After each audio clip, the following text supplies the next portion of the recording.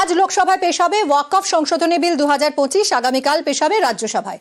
বিল নিয়ে বিরোধিতায় একজোট বিরোধী শিবির। সাংসদদের হাজিরা নিয়ে হুইপ জারি করেছে বিজেপি, হুইপ জারি করেছে তৃণমূল এবং কংগ্রেসও। কথা বলবো মৈত্রেয়ী আমাদের প্রতিনিধির সঙ্গে। মৈত্রেয়ী, অর্থাৎ নরেন্দ্র মোদী সরকার একেবারে সক্রিয় হবে এই বিল পাসের জন্য, সব সাংসদদের হুইপ জারি করে উপস্থিত থাকতে বলা হয়েছে এবং বিরোধীরাও এই বিলের বিরোধিতায় এককাট্টা। অশান্ত হতে পারে সংসদ আজ। একেবারেই দেখো, আজকে লোকসভা কিন্তু যথেষ্টই অশান্ত হওয়ার সম্ভাবনা রয়েছে। তার কারণ আজকে 12টার সময় এই বিলকে আলোচনা এবং পাশের জন্য পেশ করা হবে এবং তারপরে 8 ঘন্টা সময় বরাদ্দ করা হয়েছে এই বিলের আলোচনার জন্য।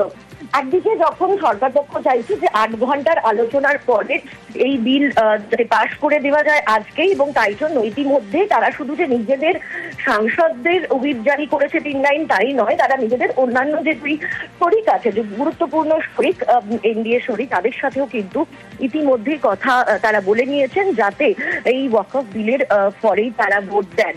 ফলে সেই দিক থেকে দাঁড়িয়ে সরকার পক্ষের একটা তাগিদ রয়েছে যে তারা এই বিল পাশ করাতে চান। অন্যদিকে বিরোধীরা তারা গতকাল বৈঠক করে তারা চূড়ান্ত করে নিয়েছেন যে এই বিলের বিরোধিতায় তারা সরব হবেন এবং শুধু সরবই হবেন না, তারা এই আলোচনায় অংশগ্রহণ করবেন কোনোভাবেই যাতে সরকার পক্ষ আলোচনায় কোনো রকম বাধা দিতে না পারে, সেই জন্য তারা কষ্ট থাকবেন এবং তারা আলোচনায় অংশগ্রহণ করবেন এবং বিলের বিরুদ্ধে তারা ভোট দেবেন, এই সিদ্ধান্ত তারা নিয়েছেন। এবং কেন এই বিল অসাংবিধানিক সেক্ষেত্রে দাঁড়িয়ে বিরোধীদের কি বক্তব্য সেটাও তারা আজকে তুলে ধরতে চান। ফলে সব মিলিয়ে সংসদ আজ যথেষ্ট উত্তপ্ত হওয়ার সম্ভাবনা রয়েছে। মিমি, ধন্যবাদ মৈত্রেয়ী। ওয়াকফ বিল পেশ হবে আজ লোকসভায়, আর তাই নিয়েই শাসক বিরোধী তরজায় হাওয়া গরম। আমরা চাইছি ডিবেট হোক, পক্ষে বিপক্ষে যুক্তি হোক। আমরা শুনতে চাই যে আমাদের তৃণমূল কংগ্রেসের সাংসদরা কি যুক্তি দেবে। আমরা ডিসকাশনে সব পার্টিসিপেট করব, ভোটিং এ পার্টিসিপেট করব। অনেক কনস্টিটিউশনাল পয়েন্টস ইনভলভ আছে। বিজেপি প্রভোক করবে, বিজেপি বলতে দেবে না, বিজেপি ডিস্টার্ব করবে। বুধবার লোকসভায় ওয়াকফ বিল, এ নিয়ে আগের দিন থেকেই তরজা তুঙ্গে। এমন একটি আইন এখন বলবৎ আছে যা কোর্টে পর্যন্ত চ্যালেঞ্জ করা যেতে পারে না। কালকে যদি কোনো ওয়াকফ বলে যে আপনার বাড়িতে বা আমার বাড়িতে ওয়াকফ সম্পত্তি, আমার হাতে অধিকার নেই, আমি কোর্টে গিয়ে তাকে চ্যালেঞ্জ করি। তৃণমূল কংগ্রেসের যারা উকিল বাবুরা আছেন তারা কি যুক্তি দেয় আমরা শুনি। ভারতবর্ষের মানুষের কাছে বলা দরকার আছে এই বিল কতটা অসাংবিধানিক। আজকে হয়তো মুসলিমদের অধিকার খর্ব করছে, কালকে আবার আসবে খ্রিস্টানদের অধিকার খর্ব করবে। একটা আগ্রাসী রোল এই গভর্নমেন্টের, সেই আগ্রাসী ভূমিকার সম্পূর্ণ বিরোধিতা করতে হবে। গত বছর বাদল অধিবেশনে সংসদে ওয়াকফ বিল পেশ করে মোদী সরকার। এরপরেই বিস্তারিত আলোচনার জন্য যৌথ সংসদীয় কমিটির কাছে বিলটি পাঠানো হয়। এবছর বাজেট অধিবেশনের শুরুতেই জেপিসি বিলটি লোকসভায় জমা দেয়। এবার লোকসভায় পেশ সংশোধিত বিল। 2024-এ পেশ হওয়া ওয়াকফ বিলের সঙ্গে এই সংশোধিত বিলের একাধিক জায়গায় পার্থক্য রয়েছে। পুরনো বিলে কেউ 5 বছর ইসলাম ধর্মাচরণ করলেই নিজের স্থাবর অস্থাবর সম্পত্তি দান করার অধিকারী। নতুন বিলে বলা হয়েছে এমন দানের পেছনে ফন্দি, কৌশল বা ভুল বুঝিয়ে দানের চেষ্টা যেন না থাকে।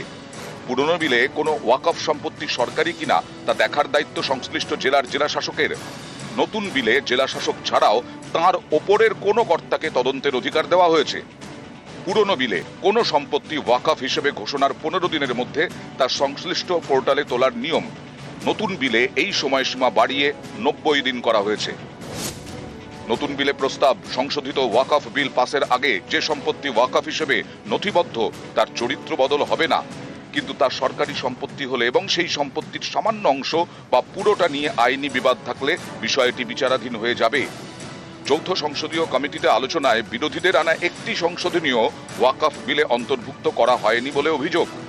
বিরোধীদের দাবি বিজেপি নিজেদের মর্জি মাফিক ওয়াকফ বিলে পরিবর্তন এনে সংখ্যালঘুদের বঞ্চিত করার পরিকল্পনা করেছে, যা একেবারেই মানতে নারাজ পদ্ম শিবির।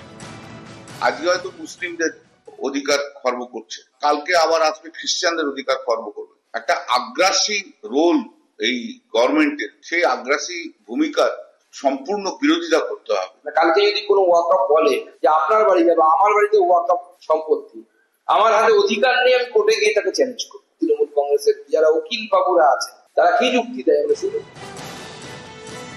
নিউজ 18 বাংলা। বেসুরো কুমারগ্রামের পদ্ম বিধায়ক বিজেপির সব পদ থেকে অব্যাহতির ঘোষণা। সোশ্যাল মিডিয়ায় পোস্ট দিয়ে ঘোষণা বিধায়কের। কুমারগ্রামের বিজেপি বিধায়ক মনোজ কুমার ওরাও সোশ্যাল মিডিয়ায় দলের বিরুদ্ধে সরব বিজেপি বিধায়ক।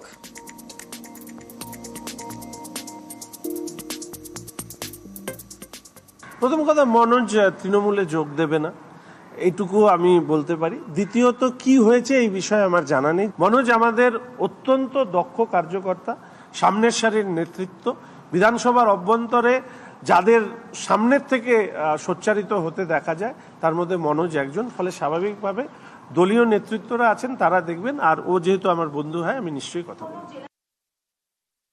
2021-এ বলেছিল আবকি বার 200 পার হলো তৃণমূল, আর ওরা আটকে গেল 77-এ। বিধানসভা নির্বাচন যত এগিয়ে আসবে ওরা 50, 45, 40 হয়ে যাবে। কারণ বিজেপির বিধায়করাও অনুভব করছেন যে তারা যে এলাকার মানুষের সঙ্গে চলেন সেই এলাকার মানুষ বিজেপির রাজনীতি, বিজেপির সংস্কৃতিকে সমর্থন করছেন না, তারা মমতা বন্দ্যোপাধ্যায়ের উন্নয়নকে সমর্থন করছে। ফলে এখন বিজেপি বিধায়কদের মধ্যে অধিকাংশই তাদের অসন্তোষ, তাদের বিরক্তি এবং বিজেপির থেকে তাদের ডিস্টেন্স তৈরি করা, এগুলো শুরু হয়েছে।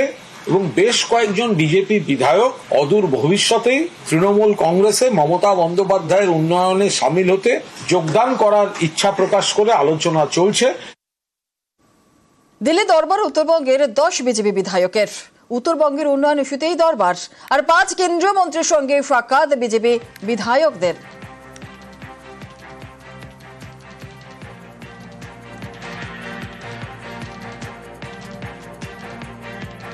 কেন্দ্রীয় বঞ্চনাটা শব্দটি হচ্ছে তৃণমূল কংগ্রেসের আবিষ্কৃত শব্দ। এই শব্দের কোনো ভিত্তি আছে বলে আমি মনে করি না। আমাদের 3 লক্ষ কোটি টাকার যে বাজেট পশ্চিমবঙ্গ সরকারের হয়, সেই 3 লক্ষ কোটি টাকার বাজেটের মধ্যে রাজ্যের নিজস্ব আয় হচ্ছে 90,000 কোটি টাকার কম। আর আমাদের পশ্চিমবঙ্গে যে বাজেট তৈরি হয় তার 42% হচ্ছে মাত্র রাজ্যের সরকারের নিজস্ব আয় থেকে আসে, অন্যটা 58% আসে হচ্ছে কেন্দ্রের বিভিন্ন টাকার থেকে। ইউসি সাবমিট না করে এই যে তথাকথিত কেন্দ্রীয় বঞ্চনার কথা বলা হয়, তার সাথে অঙ্কের কোনো মিল নেই, গাঁজাখুরি গল্পের মিল থাকতে পারে বলে আমাদের মনে হয়। বিজেপির আর কিছু নেই বাজারে। বিজেপি উত্তরবঙ্গে অলরেডি জমি হারিয়ে ফেলেছে এবং পশ্চিমবাংলার মানুষ বিশ্বাস করে যে বিজেপির সাংসদদের জন্য এবং বিজেপির ওখানকার নেতাদের জন্য পশ্চিমবাংলার কোনো উন্নয়ন হয়নি। শুধু উত্তরবঙ্গ কেন, দক্ষিণবঙ্গ, সমগ্র পশ্চিমবাংলার উন্নয়ন চাই। ওগুলো কিছু না, ওগুলো ওদের নাটকবাজি। ওরা নাটক করতে খুব ভালোবাসে, সব নাটকবাজি করছে। দিল্লিতে সুকান্ত মজুমদারের বাড়িতে বিজেপি বিধায়কদের আলাপচারিতা, আর এদিন ব্যাডমিন্টন খেললেন বিধায়করা।